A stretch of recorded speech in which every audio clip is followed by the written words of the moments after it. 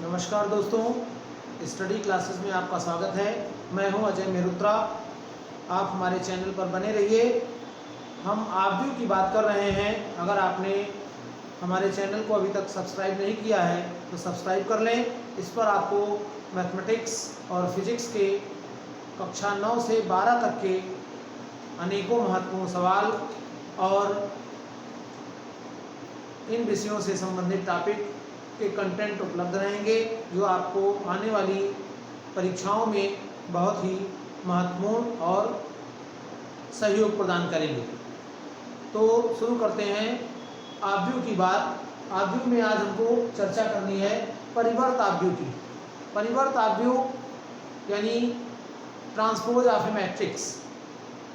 Transpose of A matrix का मतलब है कि अगर कोई आव्यूह दिया है तो उसके रो और कॉलम को आपस में इंटरचेंज कर दिया जाए।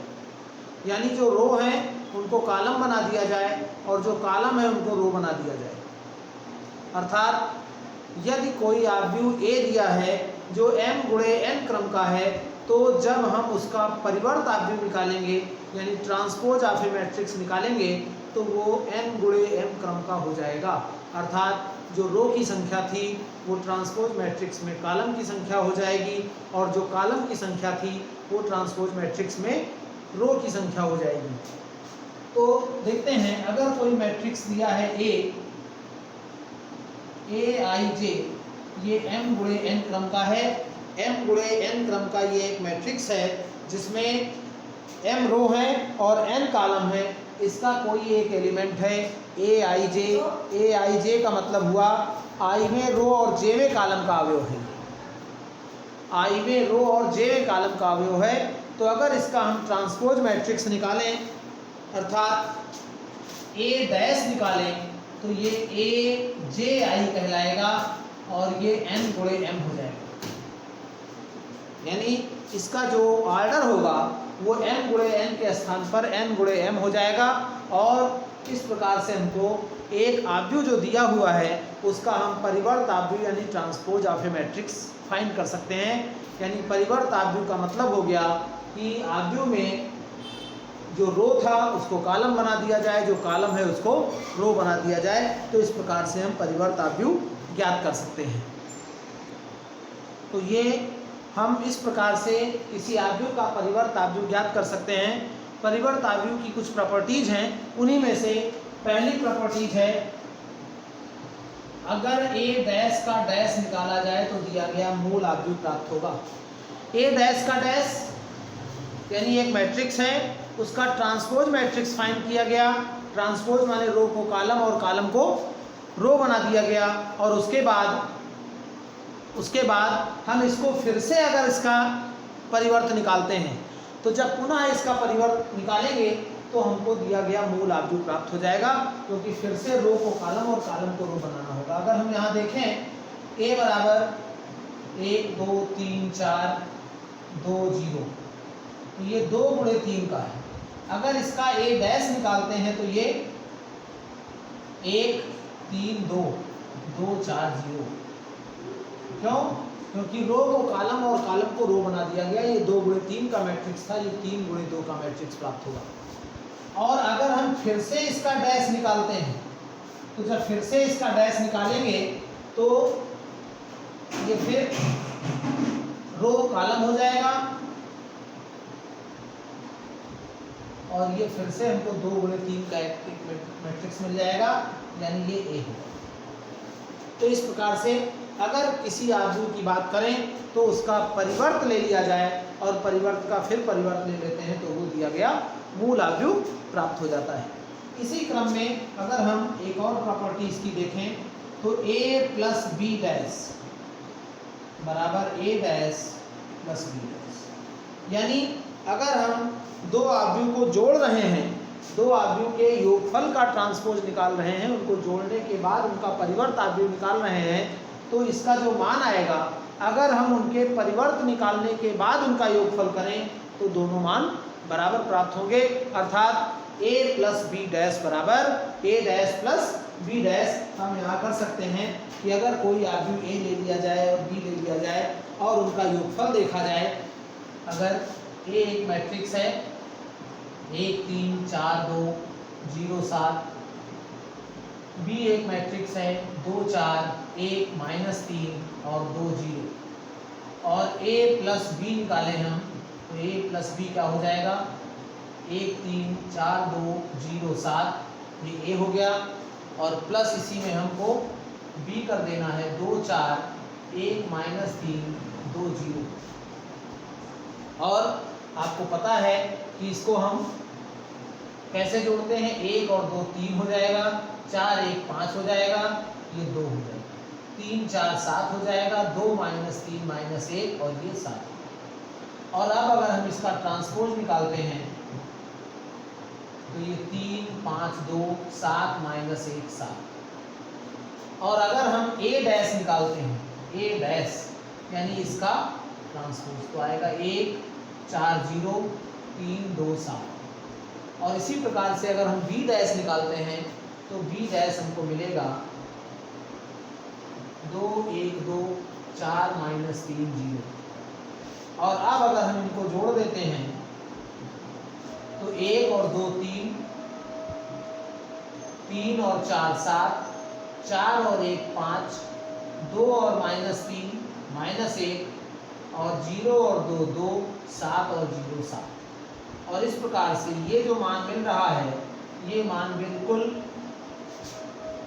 इस मान के बराबर है, a प्लस बी डैश के बराबर है।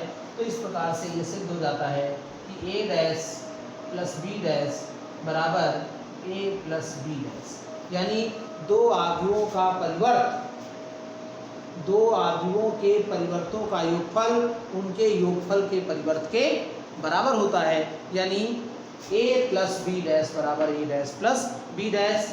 तो ये दो प्रॉपर्टी हो गई। a डैश का डैश यानी परिवर्त का परिवर्त दिया गया मूल आव्यूह होता है, a प्लस बी डैश बराबर a dash plus B dash. और इसी क्रम में अगर हम एक और देखें तो एक तीसरी प्रॉपर्टी होगी गुणन से संबंधित, ए बी डैश बराबर बी डैश ए डैश। ये तीन प्रॉपर्टी इनकी महत्वपूर्ण है। ए बी डैश बराबर B dash A dash. A B dash माने अगर दो मैट्रिक्स हैं जिनका गुणा संभव है तो उनका गुणा किया जाए, ए और बी का गुणनफल ए बी हो गया और उसके गुणनफल का परिवर्त निकाला जाए। इस प्रकार से जो परिवर्त प्राप्त होगा वो उनके अलग अलग व्युत्क्रम में परिवर्तों के गुणनफल के बराबर होगा, यानी ए बी डैश बराबर बी डैश ए डैश। इस प्रकार से अगर हम यहाँ देखें कि ए बी डैश बराबर हमको सिद्ध करना है बी डैश ए डैश, जो तीसरी प्रॉपर्टी बताई गई, दो मैट्रिक्स हैं ए और बी और इनको गुणा करके इनका ट्रांसपोज निकालना पड़ेगा। यानी गुणा कैसे करेंगे आपको गुणा बताया गया। ए बी निकालने के लिए पहले ए लिख लेते हैं और फिर बी लिख लेते हैं 1 3 -6। और इसके बाद यहाँ हम देखते हैं कि जो ए मैट्रिक्स है वो है 3 गुणे 1 का और बी मैट्रिक्स है वो 1 गुणे 3 का है। और इस प्रकार से ये कॉलम की संख्या और यहाँ रो की संख्या के बराबर है, इसलिए इनका गुणनफल संभव है। और जब गुणनफल संभव है तो ये 3 गुणे 3 क्रम का एक मैट्रिक्स मिलेगा, 3 गुणे 3 क्रम का, क्योंकि ये एक बराबर हो गया। तो जो ए बी मिलेगा वो हमको 3 गुणे 3 क्रम का एक मैट्रिक्स मिलेगा, ये मिलेगा ए बी। और इस प्रकार से ए बी ज्ञात करेंगे तो कैसे ज्ञात करेंगे, ऐसे ये गुणा होता था, यानी -2, फिर इसी प्रकार से -6 और इसी प्रकार से 12, -2 का -6 से 12 और फिर 4 4 के 12 और 4 6 24 और 5 और 5 के 15 और -30। तो इस प्रकार से हमको ये ए बी मिल जाता है, -2 -6 12 4 12 -24 और 5 15 -30। अब अगर हम इसका ट्रांसपोज निकालें ए बी डैश तो ए बी डैश हो जाएगा रो से कॉलम, कॉलम से रो बन जाएगा, यानी -2 -6 12 4 12 -24 5 और 15 -30। ये ए बी डैश हो जाता है। अब अगर हम यहाँ से बी डैश निकालें तो B dash row column column row बन जाएगा, 1 3 6 हो गया। ए डैश निकालें तो -2 4 5 हो जाएगा। और अब अगर हम बी डैश ए डैश निकालें तो बी डैश ए डैश कैसे निकलेगा, पहले बी लिख लेंगे और फिर ए लिख लेंगे, तो बी हो गया 3 गुणे 1 का और ये 1 गुणे 3 का। फिर यहाँ पर हम देखते हैं कि यहाँ पर कॉलम की संख्या यहाँ पर रो की संख्या के बराबर है, तो इस प्रकार से ये जो इनका गुणा होगा वो संभव होगा और गुणनफल जो मिलेगा वो 3 गुणे 3 का मैट्रिक्स मिलेगा। गुणनफल आप पढ़ चुके हैं, 3 गुणे 3 का जो मैट्रिक्स मिलेगा वो फिर इसी क्रम में गुणा करेगा, यानी -2, फिर आगे 4, फिर आगे 5, 3 का -2 से -6, 3 का 4 से 12, 3 का 5 से 15, -6 का -2 से 12 और -6 का -4 से 24 और -6 का 5 से -30। अब अगर हम देखें तो ये जो बी डैश ए डैश आया है वो ए बी डैश के बराबर है, तो इस प्रकार से ए बी डैश बराबर बी डैश ए डैश हो जाता है। अर्थात हम ये कह सकते हैं कि दो आव्यूह अगर हैं और ऐसे आव्यूह हैं कि इनका गुणन संभव है, तो उनके गुणनफल का परिवर्त उनके परिवर्तों के रिवर्स क्रम माने ए बी था तो उधर बी ए होगा, यानी बी डैश ए डैश के गुणनफल के बराबर होगा। तो इस प्रकार से ये सिद्ध हो जाता है कि ए बी डैश बराबर बी डैश ए डैश। और बहुत महत्वपूर्ण सवाल हो सकता है ये परीक्षा के लिए भी, प्रायः मुझे ऐसा लगता है कि 5 नंबर में ये सवाल पूछ लिया जाता है। 2 आव्यूह दिए होते हैं ए और बी, और सिद्ध करने के लिए कह देता है कि सिद्ध कीजिए ए बी डैश बराबर बी डैश ए डैश। तो इस प्रश्न की सहायता से आप इस तरीके के सवाल कर सकते हैं। इसी क्रम में आगे सममित आव्यूह की बात करते हैं। सममित आव्यूह यानी सिमेट्रिक मैट्रिक्स।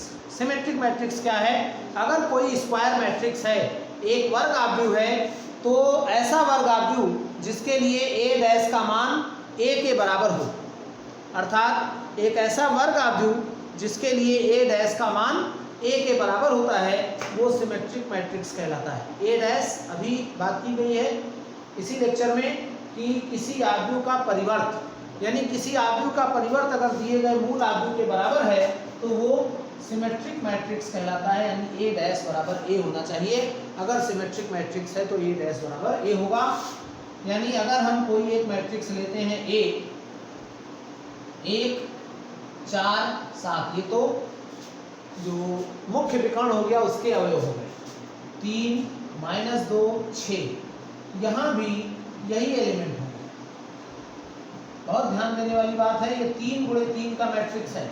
इसका ए डैश अगर निकालेंगे तो 1 3 -2 3 4 6, रो को कॉलम को रो बना रहे हैं, -2 6 7। यहाँ ध्यान दें कि ये ए के बराबर आएगा, ए डैश और ए बराबर आएगा। बहुत महत्वपूर्ण बात है, ये जो एलिमेंट होते हैं सिमेट्रिक मैट्रिक्स में, ये एलिमेंट और ये एलिमेंट संगत रूप से बराबर होते हैं। मुख्य विकर्ण के ऊपर और नीचे के जो त्रिभुजाकार आकृति बनेगी उनके एलिमेंट संगत अवयवों के बराबर होते हैं। इस तरीके से जो मैट्रिक्स मिलता है उसको हम सिमेट्रिक मैट्रिक्स कहते हैं, यानी सममित आव्यूह कहते हैं। और इसी प्रकार से अगर हम देखें विषम सममित आव्यूह,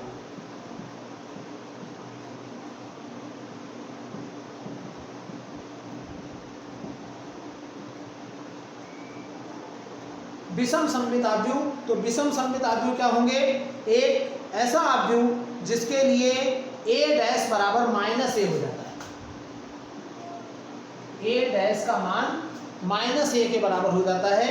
यानी विषम सममित आव्यूह वह आव्यूह होता है जिसके लिए अगर हम रो को कॉलम और कॉलम को रो बना दें तो जो मैट्रिक्स मिलता है उस मैट्रिक्स का मूल मैट्रिक्स के साथ जो संबंध है वो माइनस चिन्ह के साथ आ जाता है। एक महत्वपूर्ण बात और होती है कि विषम सममित आव्यूह के मुख्य विकर्ण के सभी अवयव शून्य होते हैं। जैसे यहाँ पर 1 4 7 लिखा था, हाँ 1 4 7 नहीं होगा, मुख्य विकर्ण के सभी अवयव शून्य होंगे। यानी अगर हम एक मैट्रिक्स ये लिख लें 0 0 0, मुख्य विकर्ण के सभी अवयव शून्य हो गए, और यहाँ 3 2 6 और यहाँ -3 -2 -6। तो इस प्रकार से अगर हम a डैश निकालते हैं तो क्या मिलेगा 0 -3 -2, रो को कॉलम और कॉलम को रो बनाएंगे, 3 0 -6 और 2 6 0। अब यहाँ से अगर माइनस कॉमन ले लिया जाए या माइनस से गुणा कर दिया जाए, एक ही बात है, तो ये 0 ये 3 ये 2, ये -3 0 6 -2 -6 0, और इसी को हम लिख सकते हैं -a, अर्थात a डैश बराबर -a, यानी a बराबर -a डैश, एक ही बात है, ये लिखा जाए या ये। तो जब दिया गया मूल आव्यूह का परिवर्त जो होगा वो मूल आव्यूह के साथ ऋण के गुणनफल के बराबर होगा, तो ऐसा आव्यूह स्क्यू सिमेट्रिक मैट्रिक्स कहलाता है, विषम सममित आव्यूह कहलाता है। यानी ट्रांसपोज ऑफ ए मैट्रिक्स का मान -a के इक्वल होगा, -a के बराबर होगा, और इसके प्रिंसिपल डायगोनल के सारे एलिमेंट यानी मुख्य विकर्ण के सभी अवयव शून्य होते हैं। तो ये स्क्यू सिमेट्रिक मैट्रिक्स हुआ, इसको हम विषम सममित आव्यूह कहते हैं। एक महत्वपूर्ण सवाल और हो सकता है इसका कि a प्लस a डैश एक सममित आव्यूह होता है।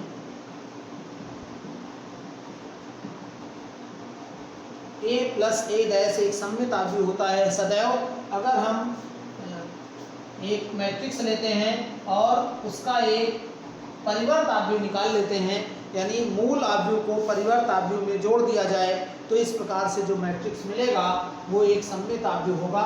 इसको हम देख भी सकते हैं, अगर हम इसको b बराबर a प्लस a डैश पढ़ लें तो जो b डैश है वो क्या होगा, इसका डैश होगा, और आपको ये पढ़ाया गया a plus b dash is equal to a dash plus b dash, तो ये a डैश का डैश, ये a डैश हो जाएगा और ये a हो जाएगा, और यही b भी है, यानी a प्लस a डैश, और इसको हम b कह सकते हैं। जब किसी आव्यूह का परिवर्त उसके मूल आव्यूह के बराबर होता है तो ये एक सममित आव्यूह कहलाता है, यानी सिमेट्रिक मैट्रिक्स कहलाता है। इसलिए b अर्थात a प्लस a डैश सममित होगा। ये बात हुई सममित आव्यूह की, और इसी प्रकार से a माइनस a डैश एक विषम सममित आव्यूह होता है।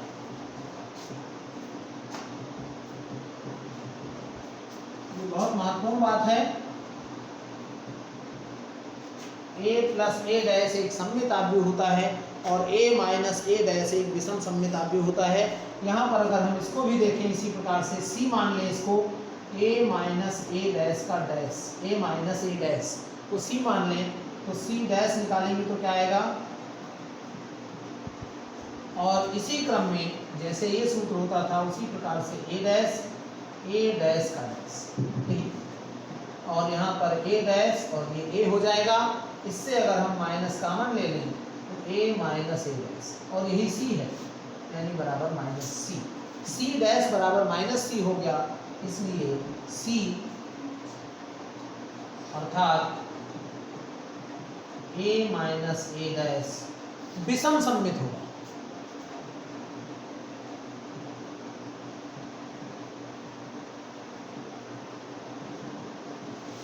a माइनस a डैश विषम सममित आव्यूह होगा।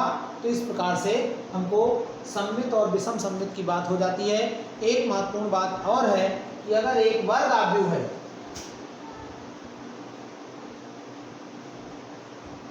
a एक वर्ग आव्यूह है,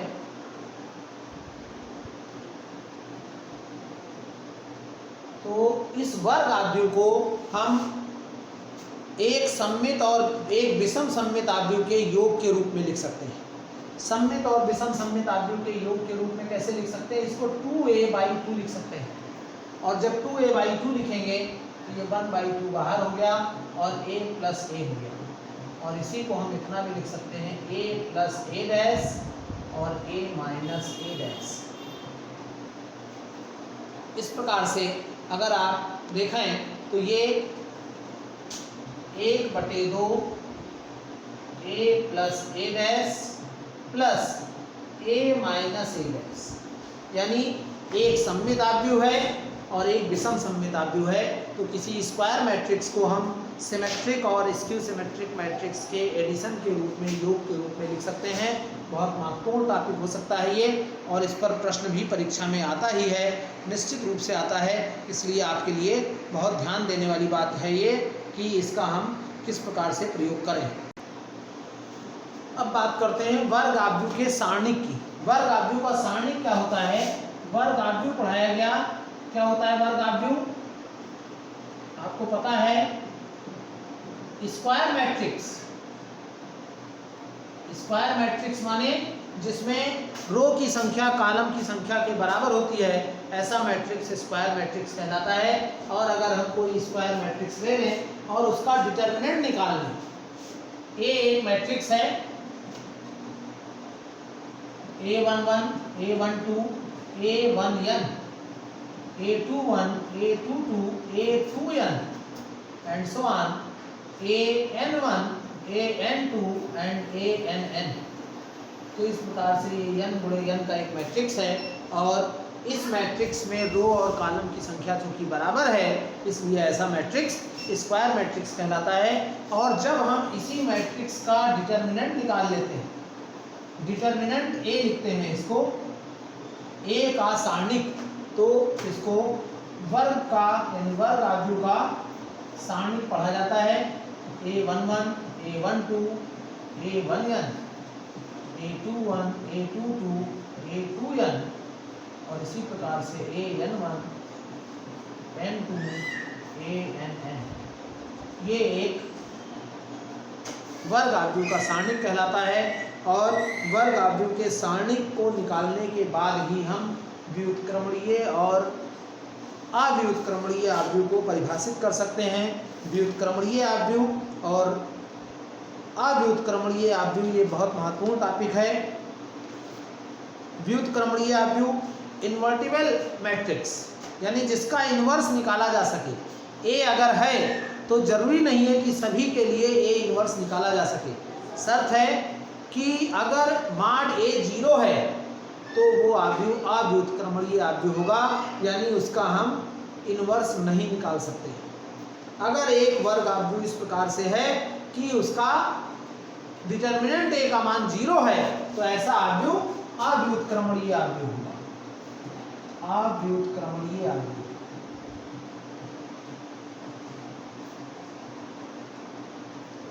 अव्युत्क्रमणीय आव्यूह माने ए एक ऐसा वर्ग आव्यूह, ऐसा वर्ग आव्यूह है जिसके लिए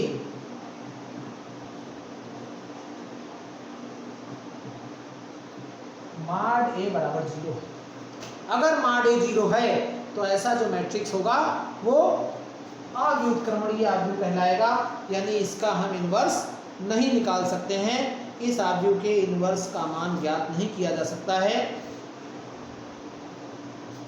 जैसे अगर हम देखें ए बराबर है कोई मैट्रिक्स 1 2 3 4 3 -7 और 2 4 6, 2 4 6। तो इस प्रकार से अगर हम यहाँ इसका डिटर्मिनेंट ए देखें तो 1 2 3 4 3 -7 2 4 6, और डिटर्मिनेंट ए निकालना जानते हैं आप। ये 2 3 लिख लीजिए यहाँ, 3 -7 कक्षा 11 में ये आप पढ़ चुके हैं। जिन्होंने वेक्टर विश्लेषण कक्षा 11 में फिजिक्स में एक चैप्टर है सदिश विश्लेषण, वेक्टर एनालिसिस, वहाँ पर ए क्रॉस बी निकालना पढ़ाया गया है और वहीं पर इसकी ज़रूरत पड़ी है। तो इस प्रकार से अगर हम इसका प्रसार करते हैं तो हमको माड ए का मान मिल जाएगा 1 और ये गुणा माइनस ये गुणा, यानी 6 त्रिक 18 और 7 चौक 28। और फिर इसी प्रकार से 4 + 4 4 के 12 और -12, और फिर इसी प्रकार से 2 इससे गुणा माइनस इससे, यानी +2 7 दूनी 14 और -7 दूनी 14 -9, तो ये हो गया 8 8 16 2 1 3 1 4, और ये 0 हो जाएगा 2 और 14 गुणे 14 और 9 23, 23 दूना 46, तो ये 0 आ जाता है, इसलिए ए इनवर्स उपस्थित नहीं है, उपस्थित नहीं है, माने ए इनवर्स ज्ञात नहीं किया जा सकता है, क्योंकि यहाँ पर माड ए का मान 0 आ रहा है, इसलिए ये आव्यूह एक अव्युत्क्रमणीय आव्यूह होगा। इसी क्रम में अगर हम एक ऐसा आव्यूह देखें जिसके लिए माड ए का मान 0 है, तो वो अव्युत्क्रमणीय आव्यूह होगा। लेकिन अगर माड ए का मान 0 नहीं है, तो ऐसा आव्यूह इन्वर्टिबल मैट्रिक्स यानी व्युत्क्रमणीय आव्यूह होगा। यानी व्युत्क्रमणीय आव्यूह के लिए आवश्यक है कि एक ऐसा आव्यूह दिया जाए जिसके लिए माड ए का मान 0 नहीं है। अगर माड ए का मान 0 नहीं है, तो हम उसके लिए ए इनवर्स फाइंड कर सकते हैं। ए इनवर्स यानी व्युत्क्रम आव्यूह, ए का व्युत्क्रम। तो फॉर एग्जाम्पल अगर हम देखें, ए बराबर ले लें 2 4 3 6, 2 गुणे 2 का मैट्रिक्स है। अगर हम इसका माड ए निकालते हैं तो ये आएगा 2 4 3 6, और इनको गुणा करने का जो तरीका है डिटरमिनेंट निकालने का, 6 दूनी 12 -12 यानी 0। तो ऐसी स्थिति में यहाँ पर इसके लिए ए इनवर्स नहीं निकाला जा सकता है। लेकिन अगर यहीं पर कोई भी नंबर और होता, ये 5 है, तो 5 है तो यहाँ 10 हो जाएगा, और 10 हो जाएगा तो यहाँ 2 आएगा, यानी ये ≠ 0 हो जाएगा। बहुत महत्वपूर्ण बात है, 0 ना आवे, कुछ भी आए, -2 आ सकता है, -1 आ सकता है, कोई भी संख्या आए, लेकिन 0 नहीं है। अगर 0 आ रहा है तो वो आव्यूह अव्युत्क्रमणीय आव्यूह हो जाएगा। लेकिन अगर 0 नहीं आ रहा है, बाकी कोई भी नंबर मिल रहे हैं, तो ऐसा आव्यूह व्युत्क्रमणीय आव्यूह हो सकता है। यहाँ लिखेंगे ए इनवर्स उपस्थित है, ए इनवर्स उपस्थित है, माने ऐसे आव्यूह के लिए हम ए इनवर्स का मान ज्ञात कर सकते हैं। तो इस प्रकार से हमारे इस वीडियो में चर्चा की गई सबसे पहले परिवर्त आव्यूह की, परिवर्त आव्यूह यानी ट्रांसपोज मैट्रिक्स। इसके बाद ट्रांसपोज मैट्रिक्स के गुणों की चर्चा की गई। इसके बाद सिमेट्रिक मैट्रिक्स की बात की गई, सिमेट्रिक यानी सममित आव्यूह जिसके लिए ए डैश का मान ए के बराबर होता है। इसके बाद स्क्यू सिमेट्रिक मैट्रिक्स की बात की गई, यानी जिसके लिए ए डैश का मान -a के बराबर होता है। विषम सममित आव्यूह की बात की गई, और इसके बाद वर्ग आव्यूह के सारणिक की बात की गई। अगर कोई स्क्वायर मैट्रिक्स है तो उसका सारणिक हम कैसे निकालेंगे, इसकी बात की गई। इसके बाद व्युत्क्रमणीय आव्यूह की बात की गई, यानी जिसके लिए माड ए का मान 0 नहीं आएगा वो व्युत्क्रमणीय आव्यूह होगा, और जिसके लिए माड ए का मान 0 आ जाएगा वो अव्युत्क्रमणीय आव्यूह होगा। तो इस प्रकार से इन तमाम टॉपिक की बात की गई। अगर माड ए का मान 0 नहीं आता है तो व्युत्क्रमणीय आव्यूह होगा, और माड ए का मान 0 आ जाता है तो ऐसा आव्यूह अव्युत्क्रमणीय आव्यूह होगा। ये बहुत महत्वपूर्ण टॉपिक है। अब व्युत्क्रमणीय आव्यूह निकालने के 2 तरीके हैं, और दोनों पर एक एक सवाल 8 नंबर का परीक्षा में निश्चित रूप से आता है। और अच्छी बात यह है कि 3-4 सालों से, जब से ये NCERT पर आधारित पाठ्यक्रम हो गया है, तब से जो क्वेश्चन आ रहे हैं ये एक ही प्रश्न के दोनों पार्ट होते हैं, और उनमें से एक करना होता है आपको, यानी 8 नंबर ही आपको करना ही करना है। 2 तरीके से व्युत्क्रम निकाला जा सकता है आव्यूह का, प्रारंभिक संक्रिया के द्वारा और एडजॉइंट ए निकालकर। तो प्रारंभिक संक्रिया के द्वारा कैसे ए इनवर्स निकाला जाता है, इसकी चर्चा हम अगले वीडियो में करेंगे, और बहुत महत्वपूर्ण टॉपिक है। आप इस वीडियो पर बने रहिए और इसी प्रकार से हमारे चैनल पर बने रहिए। चैनल को सब्सक्राइब कर लीजिए ताकि आप आने वाले जो वीडियोज़ हैं उनके नोटिफिकेशन आपको मिलते रहें। लाइक करें, हमारे वीडियो को शेयर करें, कमेंट करें, सब्सक्राइब करें ताकि आपको नोटिफिकेशन मिलते रहें और ज़्यादा से ज़्यादा लोगों को इसका लाभ मिलता रहे। आपको परीक्षा में, आने वाली परीक्षाओं में इससे संबंधित सवाल या जो महत्वपूर्ण सवाल हैं वो भी हम करा देंगे कुछ, तो आपको उनकी जानकारी होती रहेगी जिसका आपको परीक्षा में लाभ मिलेगा। तो स्टडी क्लासेस में बने रहने के लिए आप हमारे चैनल को सब्सक्राइब कर लीजिए और आपको बहुत बहुत धन्यवाद।